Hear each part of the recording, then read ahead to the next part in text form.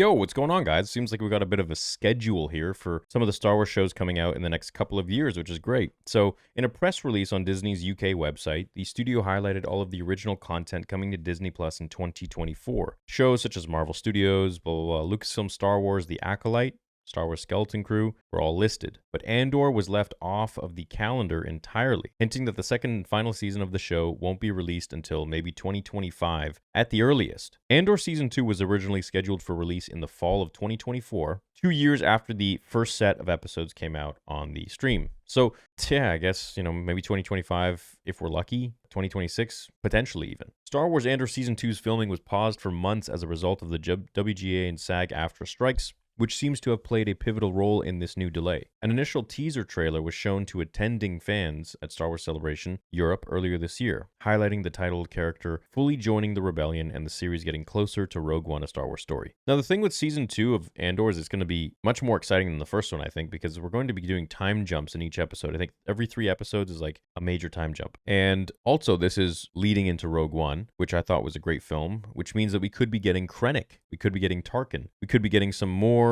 powerful characters in there, characters that are higher up. Personally, I thought Krennic was one of the most interesting characters that were created in Rogue One. Doesn't necessarily mean we're going to get Vader or Palpatine or anything like that. I still think this is more so of a Empire-based officers kind of show, officers, generals, things like that. The construction of the Death Star being brought to formation. I think that's really the focus of the show as we go into Rogue One.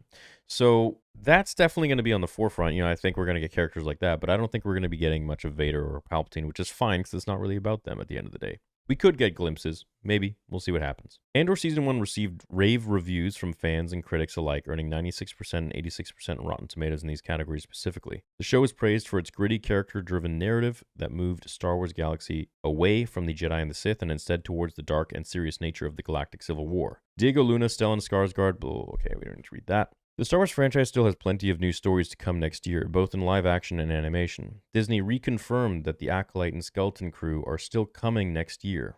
2 new shows that will tell unique stories in a galaxy far, far away. The Acolyte is set at the end of the High Republic era, making the new show the furthest in the past the franchise has ever gone in live action. According to creator Leslie Headland, the series is said to invoke the Prime Jedi era that the prequels also explored. Skeleton Crew, meanwhile, will join the Mandalorian era shows and connect with Jon Favreau created shows as well as the Book of Boba Fett and this year's Ahsoka. I don't know how Skeleton Crew would incorporate that, but it's going to be around the same time. I don't think it's even going to incorporate that. Now, I do think that Acolyte has a ton of potential, despite Leslie Headland's erroneous claims towards George Lucas and the prequel trilogy and this and that. But I think the overall premise for the show is actually really interesting. And the leaks that have come out with the story, really interesting. But again, it's all about execution, it's all about writing, it's all about dialogue, and we're going to see where it goes from there.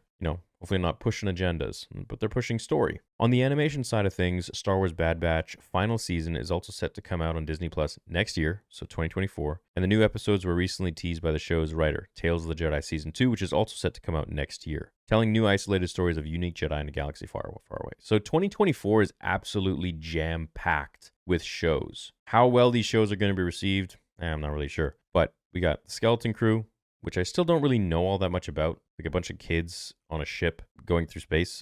I don't know. And like the main villain is the pirate from, was it Mando? Season 3? Not too sure what's going on there, but I guess we'll see. And or was it the Jude Law character? Is he a Jedi? Someone correct me on this, please, in the comments. Whether, this is on X or on YouTube, because I dual upload. So Bad Batch Season 3, I think it is. Final season, coming out next year. Tales of the Jedi Season 2.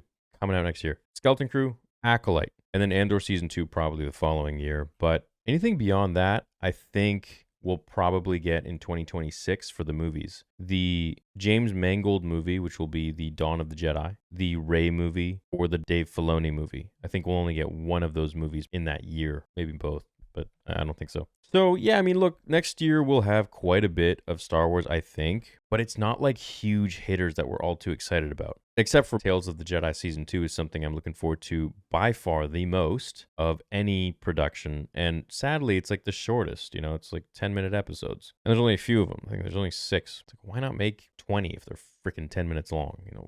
I don't know.